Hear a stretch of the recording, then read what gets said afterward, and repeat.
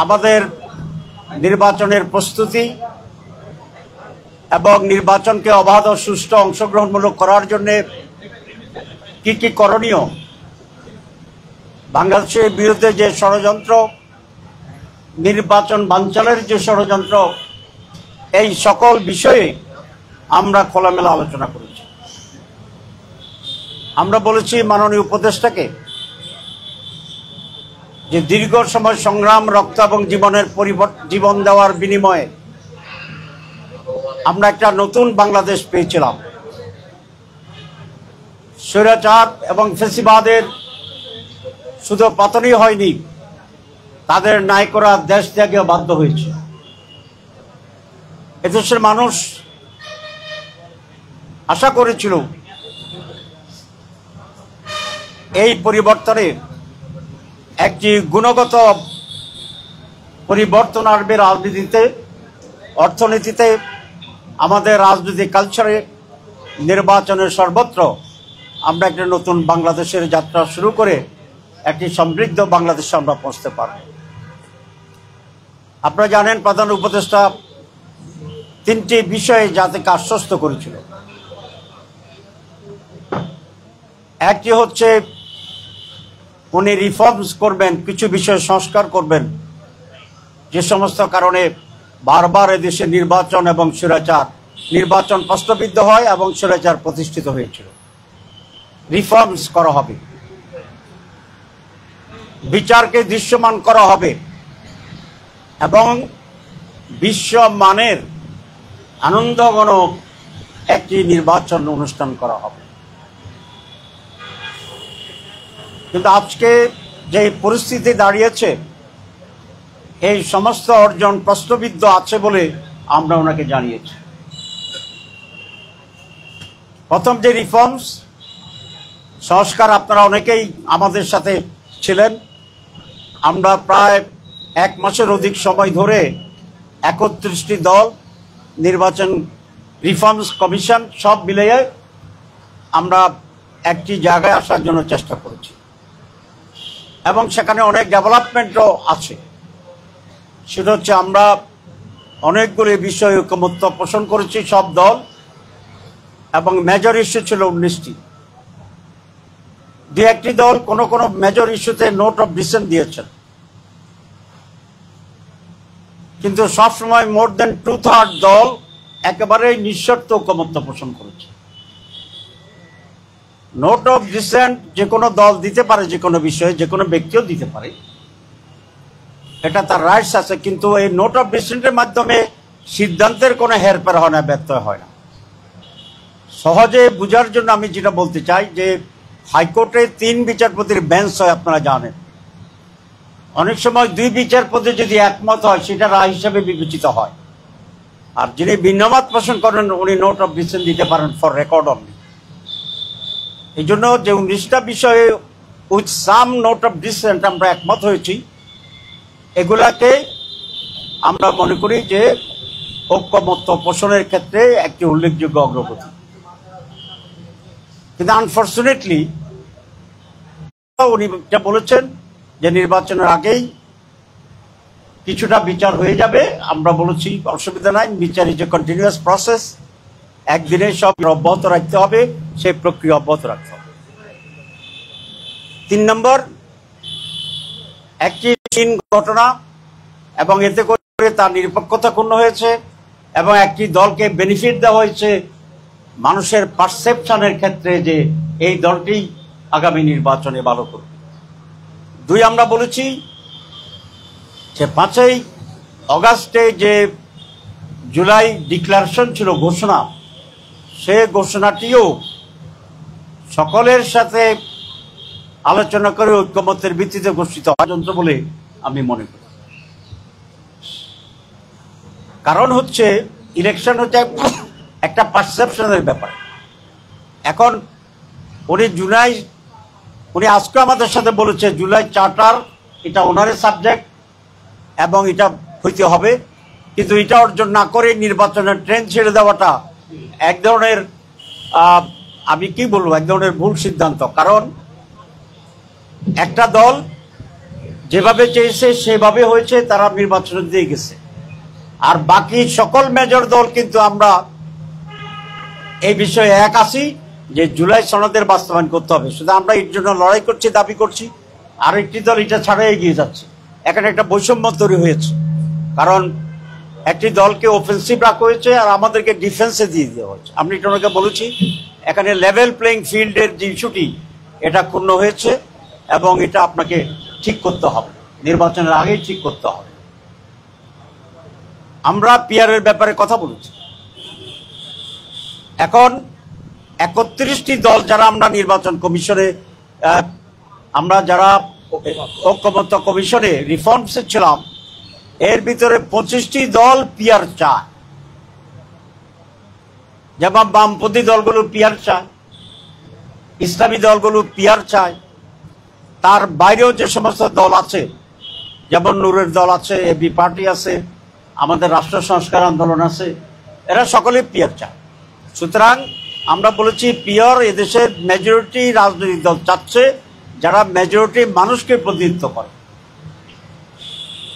আমাদের মাঝে একটু ডিফারেন্স হচ্ছে, অনেক দল আপার হাউসে পিআর চায়, আর আমরা এবং আরো কয়েকটি দল আমরা পুরাটাই পিআর চাই, আপার হাউস লোয়ার হাউস। এখানে পার্থক্য, কিন্তু পিআর সকলে আমরা চাচ্ছি। সুতরাং আমরা বলেছি অধিকাংশ দল যেহেতু পিআর চায়, এই একটি কারণে। আর গত নির্বাচন করে যে ভোট ডাকাতি, কেন্দ্রে না আসার দিতে যাওয়া, মানে কালো টাকার প্রভাব, দিনের ভোট রাতে হয়ে যাওয়া, এই সকল অভিজ্ঞতায় আমরা মনে করি একটি নতুন সিস্টেমে নির্বাচন দরকার। না হলে আগের মতোই কেন্দ্র দখল হতে থাকবে, আগের মতোই কেন্দ্র দখলে নির্বাচনের পরে আবার আন্দোলন হতে থাকবে।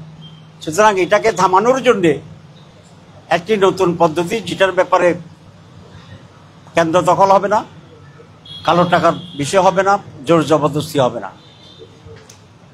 আমরা বলেছি যে এই বিষয়ে যেহেতু একটা নতুন প্রস্তাব, আপনাকে আলোচনা করতে হবে, ইলেকশন কমিশনকে আলোচনা করতে হবে। কারণ দুটো পদ্ধতি এখন, একটা হচ্ছে সনাতন পদ্ধতি, ট্র্যাডিশনাল যেটা আমরা করছি, আর একটা আমরা পিআর পদ্ধতি। তো দুটা পদ্ধতি মাঠে আছে, তাহলে এটা নিয়ে তো আলোচনা হইতে হবে, এটা নিয়ে তো একটা ঐকমত্য হইতে হবে, বা এটা নিয়ে একটা সিদ্ধান্ত হইতে হবে। এখন আমরা মেজরিটি লোক পিআর চাই, আমাদেরকে অবজ্ঞা করে কোনো একটি দলের চাপে বা দাবিতে একই ট্রেডিশনে নির্বাচনী ট্রেন যদি চলে যায়, আমরা তো এই দলগুলোর জন্য নির্বাচনে যাওয়াটা একটু সংকুচিত হয়ে যাবে, প্রশ্নবোধক হয়ে যাবে। আমরা ট্রেন মিসও তো করে ফেলতে পারি, যেহেতু ট্রেন ছাড়ে দিয়েছে আমাদের প্রস্তুতির আগে। তো আমরা বলছি তাহলে তো নির্বাচন প্রশ্নবিদ্ধ হবে। এই নির্বাচন যদি আপনি এইভাবেই করেন যেভাবে আছে, তাহলে আপনি প্রশ্নবিদ্ধ হয়ে যাবেন।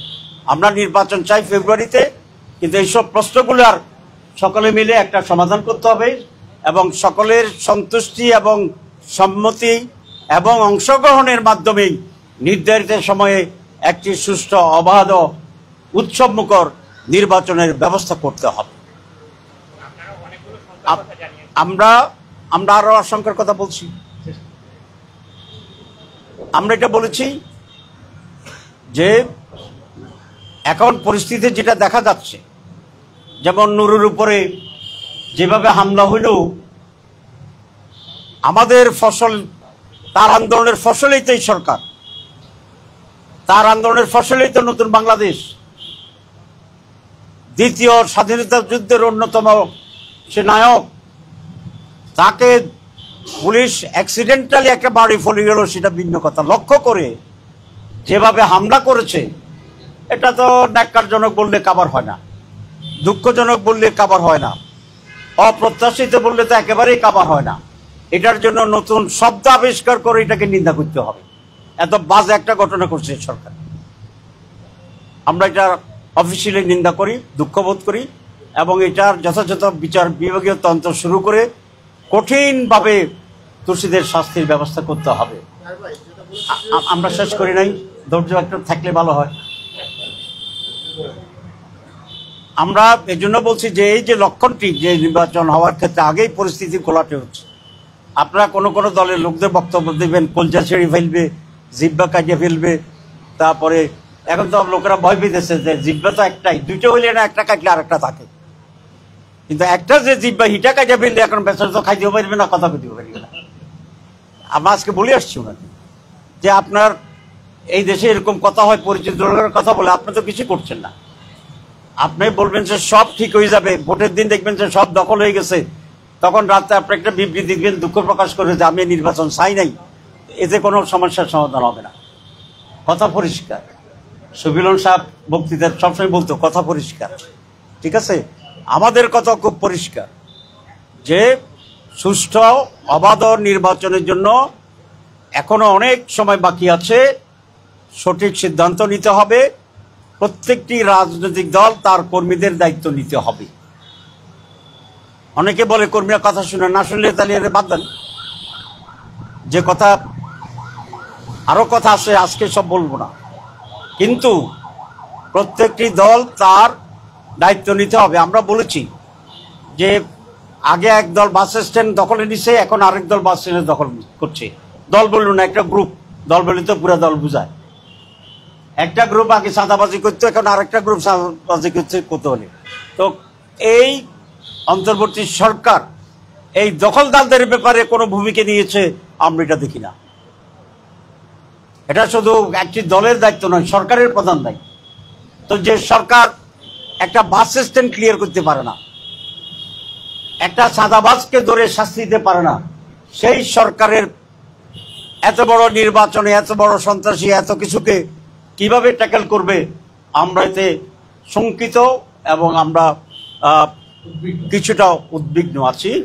আমরা সব কথা বলেছি এই জন্য যে এখন যে সময় আছে, সরকার যদি সঠিক সিদ্ধান্ত নিয়ে সঠিক উদ্যোগ গ্রহণ করে তাহলে এই পরিস্থিতির উন্নতি ঘটানো সম্ভব। পরিস্থিতি যদি উন্নতি ঘটে, তো একটি ডিজাইন ইলেকশনের দিকে যায়, তাইলে গণতন্ত্রকামী, দেশপ্রেমিক, ভারত বিরোধী শক্তির পক্ষে এরকম পরিকল্পিত নীল নকশার নির্বাচনে অংশগ্রহণ করার সুযোগটা সংকুচিত হয়ে যাবে, যা দেশের জন্য কোনোভাবেই কল্যাণকর হবে বলে আমরা মনে করি না। আমরা আরেকটা কথা বলতে, সাম্রাজ্যবাদ ফেসিবাদের দালালেরা এখনো প্রশাসনের বিভিন্ন জায়গায় বহু সিভিলিয়ান পুলিশ, তাদেরকে অবিলম্বে সরাইতে হবে এবং নিরপেক্ষ লোকদেরকেই সেই প্রশাসনে যে আমরা খুবই যুক্তিসঙ্গত বাস্তব কথা বলেছি এবং প্রধান উপদেষ্টা বলছে যে আপনারা ডিটেলস কথা বলেছেন, আমরা উদ্যোগ নেওয়ার চেষ্টা করি। আমরা আমরা আমরা দেখতে চাই কি কি উদ্যোগ নেওয়া হচ্ছে। গভীরে তাদেরকে বের করা উচিত এবং সেখানে রুটে গিয়ে যারা যারা দোষী তাদের কঠোর ব্যবস্থা নেওয়া দরকার। 2 নম্বর, আমরা বলেছি যে আওয়ামী লীগের সহযোগী হিসাবে জাতীয় পার্টি কাজ করেছে, সুতরাং আওয়ামী লীগকে আমরা যেভাবে আপনারা পরিস্থিতি নিয়ে মত বিনিময় করা, এই জন্যই আলোচনা।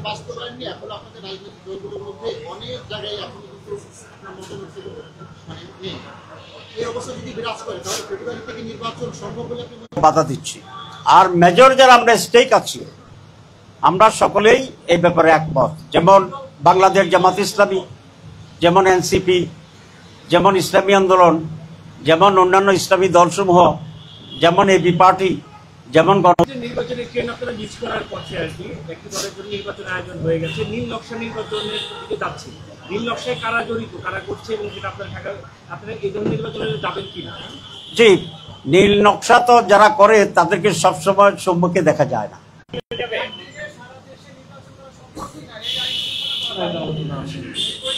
এই বিষয়ে আমাদের কোনো আলোচনার বিষয় ছিল না আজকে। সবাইকে ধন্যবাদ।